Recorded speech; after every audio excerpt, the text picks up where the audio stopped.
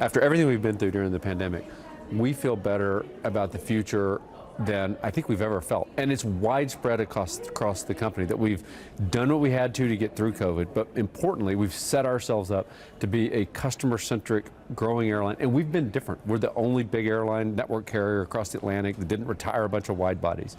We got another 500 airplanes coming in the next 5 years. So we're in this unique position where everyone else left us an opening on the playing field, I think, to run through and be the biggest and best airline in the world. What is that opening?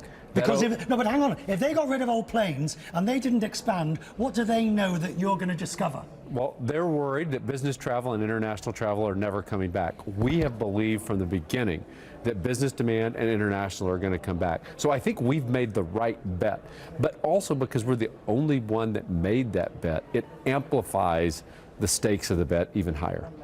So you admit, I'm not using the phrase, you've bet the house, but you've bet a large part of the house on this strategy. If you're wrong, Scott.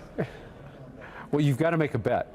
There's no avoiding making a bet. We're at the table. We're either betting on business travel is not going to come back or it is coming back. And I think the much better bet is that business demand is going to come back. But that's not the only bet we've made. The other big bet we've made is that customers care about the quality of the product and customer service. For far too long, people have tried to airlines have commoditized the travel experience. Our bet is customers care about quality. Okay, I'll declare a conflict of interest here. I am a United flyer. Thank you. So I'll declare that conflict, but I'll also declare that you had a lot of work to do. Yeah. Why should I believe that you're going to do it? Well, we'll prove it to you. You can see it in the data. Hopefully you see it when you're flying today. We can see it in the data from our customers. Our NPS scores are up 30 plus points. They continue to get better even now as we're back to ramping up full service. I also know all the investments that we're making in the product. I can feel and hear the front line. The most important and hardest thing to do is the customer service culture. And our frontline employees feel proud of where the airline is. They are excited about the future, and when they feel like that, they want to take care of you. When something goes wrong, they want to fix it because they want you to love the airline like they do. Finally, I want to talk about sustainability because I've heard Willie Walsh here, who basically says the OEMs, the fuel manufacturers, all the various partners you've got have got to step up to the plate. That it's a technology, and I think you'd probably agree, it's a technology-driven issue. However, do you think the traveling public really understands the difficulty of going net neutral by 2050?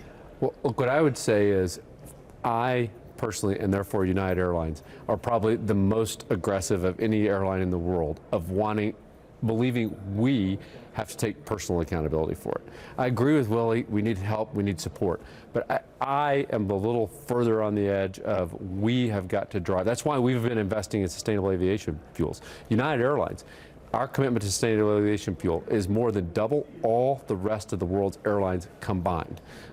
We are going to have to do work to help create this industry. We can't just sit back and wait for others to do it for us. I wish we could, but we can't. And so we're going to do it at United. Where's the pressure coming from? Is it coming from passengers? Is it coming from corporations that say, we won't fly you unless? Where's the... to me, this is a lot like vaccine requirements. I don't feel any pressure at all to do what we're doing about sustainability. It's the right thing to do. We are doing it because it's the right thing to do. And to the it's as simple as that. And to the viewer, he says, well, he would say that. Everybody's saying that at the moment. We're one of the few that are actually doing it. We're putting our money where our mouth is. Whether you look at sustainable aviation fuel, the only airline that I know of in the world that's invested in carbon sequestration.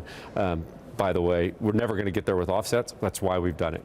I understand what we have to do. I understand the math.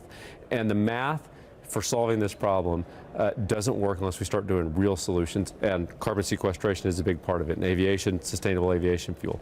But we're doing real things that no one else is doing. Have you relaxed yet? Last time we spoke, have you taken time? Yeah, it would surprise most people. I sleep 8.5 hours a night. I'm one of the most relaxed people you know. I'm never stressed. I'm really pretty relaxed all the time. I don't know what to say after that. Thank you. Thank you, Richard.